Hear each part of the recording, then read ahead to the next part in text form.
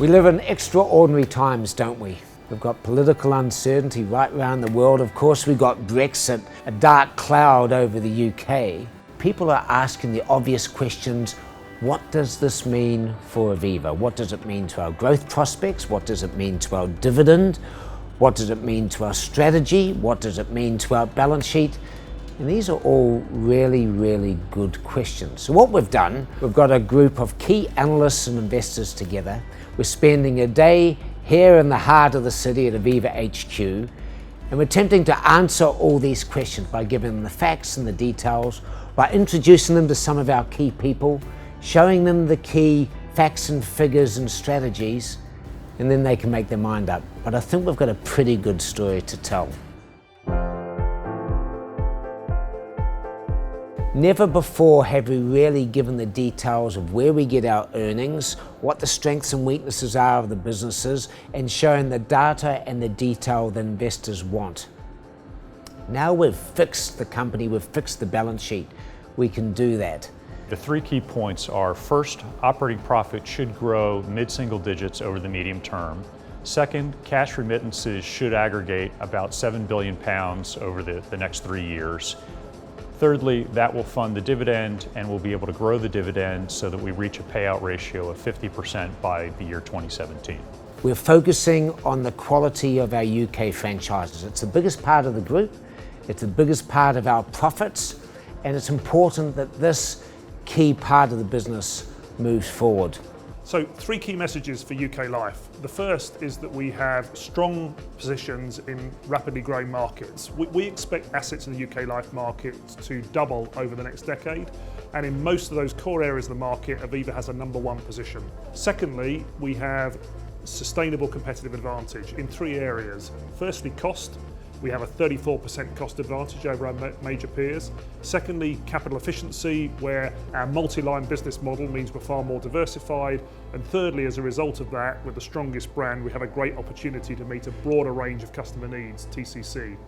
So we've got strong market positions in growing markets, we've got sustainable competitive advantage. Those two together combine to deliver excellent financials. We're very confident of delivering low to mid single digit earnings growth going forward, so decent growth, and then excellent cash flow, where we are committing to delivering between 3.5 and 4 billion of cash flow up to the group centre over the next 3 years. Even with some of the worst scenarios of Brexit playing through, there's still decent growth over the next decade. And that is because the fundamental drivers, the ageing population, the move to digital, the DB to DC shift, auto-enrolment, they're all unchanged. So while there may be short-term headwinds, the fundamental growth drivers are still attractive. But insurance is all about diversity and spreading risk. That's what insurance is. Diversity is about being multi-line, multi-country, but doing that in a focused and disciplined way.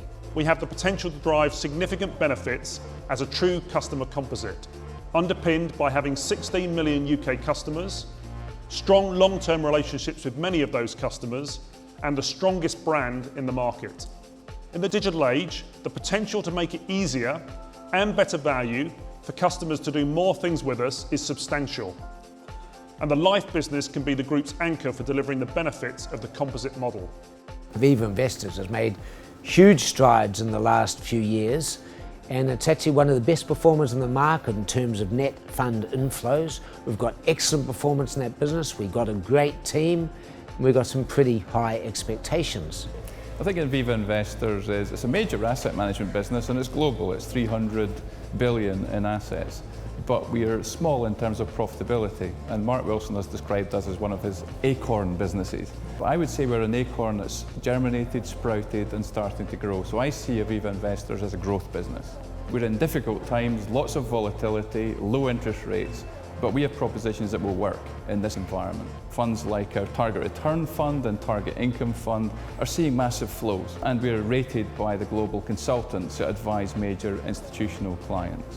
Aviva Investors is on a journey from being not so relevant to being the one to watch. That's where I believe we are now, and we're outselling many of our competitors in terms of fund flows through to a vision of being a global leader in investment solutions.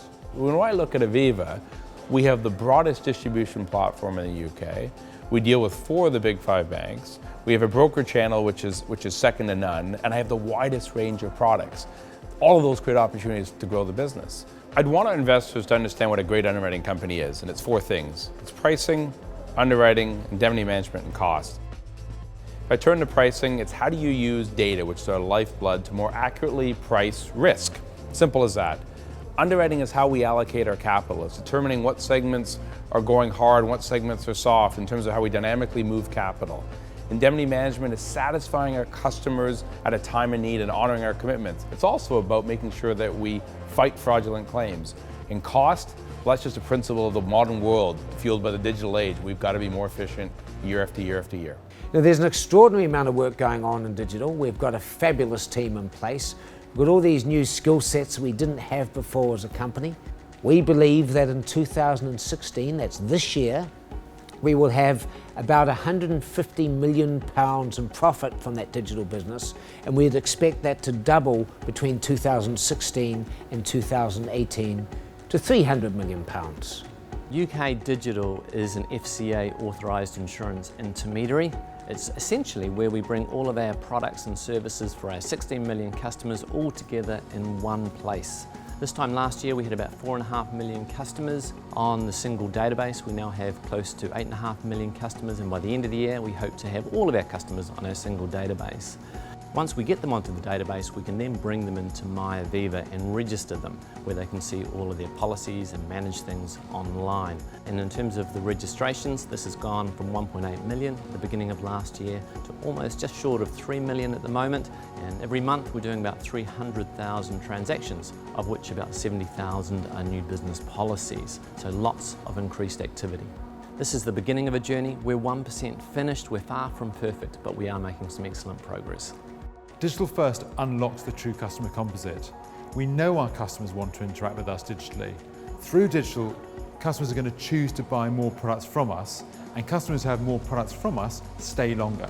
Both of those are incredibly important for the value of the business.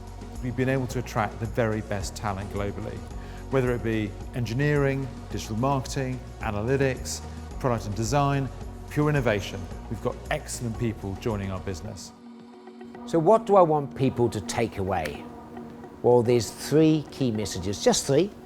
The first is that we have a resilient balance sheet. Yes, there's concerns all around the world about Brexit, but all the work we've done over the past 3 years has positioned us really very well indeed. Second, we have some excellent quality franchises. We've got a fabulous brand that's really second to none in our core market here in the UK. And we've got franchises that have got resilience. We've got franchises that can keep on delivering year after year after year, profit and cash flow and capital generation that really is a positive. And third, we've got a dividend story. We're moving our dividend to a 50% payout ratio by the end of 2017, and that will see the dividend progress quicker than earnings. So put it all together, we have a resilient balance sheet. We're going to get some growth from our quality franchises, and we've got a dividend story. That makes a pretty compelling investment thesis.